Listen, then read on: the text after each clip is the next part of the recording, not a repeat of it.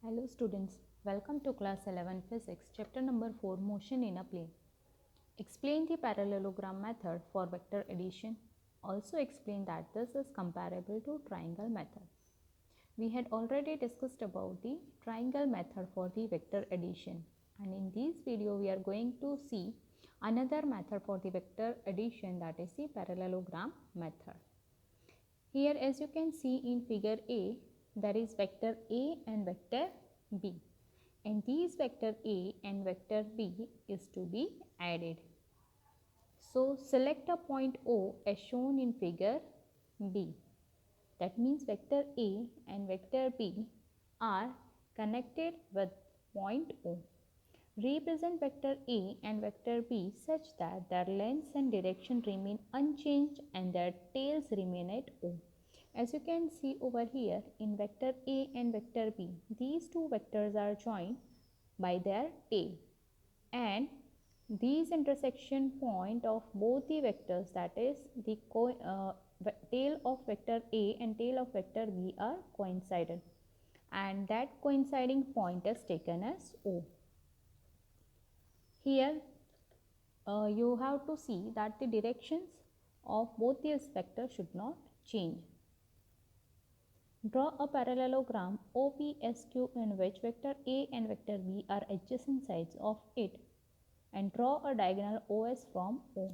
As you can see in figure B, after joining vector A and vector B, draw the parallel lines, a parallel line to vector A and a parallel line to vector B.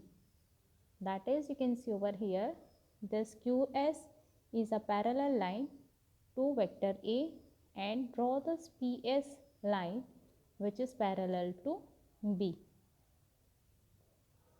So after drawing this parallelogram, make a diagonal from the intersection point of vector A and vector B. That means from the point where we have joined the vector A and vector B. So draw a diagonal from that point. So we get the diagonal OS vector. So vector OS represent the resultant vector of addition of vector A and vector B. So in triangle method, this diagonal of the parallelogram is the resultant vector of the vector addition of vector A and vector B. So in the triangle method we had seen that when two vectors are joined, then the third line that forms the triangle, that third line is the resultant vector of the vector addition. And in parallelogram method, the diagonal from the point where two vectors are joined, that diagonal of the parallelogram represents the resultant vector of the vector addition of vector A and vector B.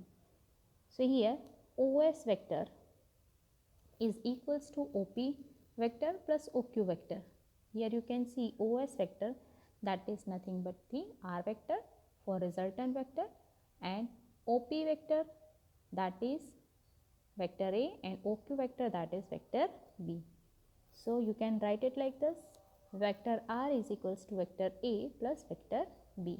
Triangle method for vector addition is shown in figure C. So you can see over here, if we take two vectors, right, vector A and vector B. Here suppose it is vector B and this is vector A, right. Then from this we can say that this can be the resultant vector, or in fact if we take this vector B, this is vector B, PS vector as vector B, because OQ vector and PS vector are same, right. So joining these two vectors, vector A and vector B, this third line that forms the triangle becomes the resultant vector of vector A and vector B.